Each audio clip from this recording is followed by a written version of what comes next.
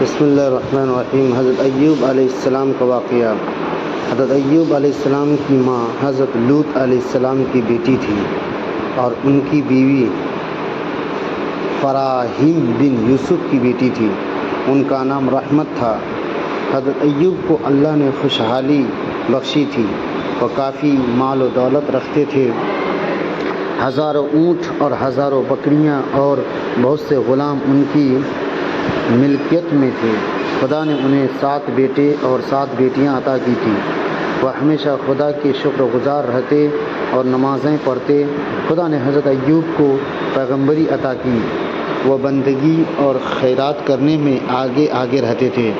شیطان کی مجال نہ تھی کہ وہ ان کے پاس پھٹک بھی سکے۔ ایوب علیہ السلام کی بیوی فراہیم شیطان لائن کے دل میں حسد کا شعلہ بھڑکا۔ اس نے حضرت ایوب سے وعدہ کی ٹھان لی۔ خدا کی جانب سے اس کو ہدایت ہوئی۔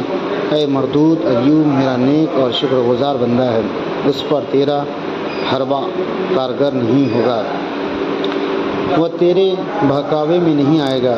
شیطان نے کہا، خدا بند، تو نے اس کو دولت اور خوشحالی دی ہے، اولاد سے اس کی آنکھیں روشن ہے، پھر وہ تیرا شکر کیوں نہ ادا کرے گا؟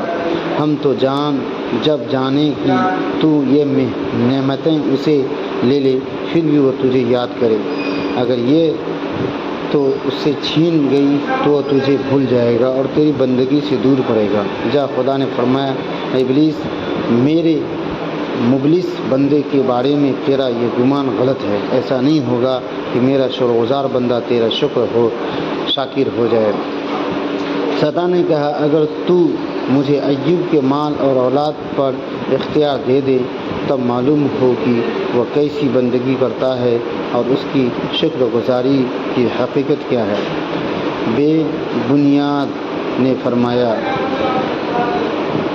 جا، ایوب کے مال اولاد پر میں نے تجھ کو اختیار دیا۔ ابلیس بہت خوش ہوا اور اس نے اپنے لوگوں کو جمع کیا اور انہیں اس کام پر لگایا کہ وہ ان کے مال اور جانوروں کو تباہ کر دے، اور آخر شیطان گالے کی شکل میں حضرت ایوب کے پاس آیا اور کہا، تمہارے سارے جانور اور مویشی تباہ ہو گئے۔ حضرت ایوب نے یہ سن کر فرمایا، اس خدا کا شکر ہے جس نے یہ سب کچھ مجھ کو اپنے فضل سے دیا تھا اور اپنے سے لے لیا۔ شیطان بہت مایوس ہوا اور اپنے لوگوں سے کہا کہ ایوب کی کھیتی خلیہان میں آگ لگا دو۔ نماز میں لگے ہو اور تمہاری کھیتیاں اور خلیہان جل کر خاک ہو گئے، درخت اور باغ سوکھ گئے۔ حضرت ایوب نے پھر وہی جواب دیا، خدا کا شکر ہے کہ اس نے یہ سب ہمیں اپنے فضل سے عطا کیا تھا اور اپنے عدل سے واپس لے لیا، اور بغیر کسی پریشانی کے نہایت دل کے ساتھ نماز میں لگے رہو۔ شیطان بہت غمگین ہوا اور اسی طرح ایک چیز کے برباد ہونے کی خبر دیتا رہا۔ حضرت ایوب علیہ السلام خدا کا شکر ادا کرتے رہے اور آخر میں اس نے آ کر خبر دی، ایوب، گھر کے گرنے سے تمہارے بچے دب گئے۔ حضرت ایوب علیہ السلام نے تقبل و صبر کی رسی ہاتھ سے نہ جانے دی اور آپ کے مزاج میں کوئی فرق نہ آیا۔ پھر شیطان نے خدا سے کہا، الہی، ایوب جانتا ہے کہ تو اس کے صبر کے بدلے میں اسے دوگنا مال اور دولت دے گا، اسی لیے وہ بے چین نہیں ہوتا۔ اگر تو مجھے اس کے جسم میں اختیار دے دے، تب اس کی بندگی شکر گزار ہوں۔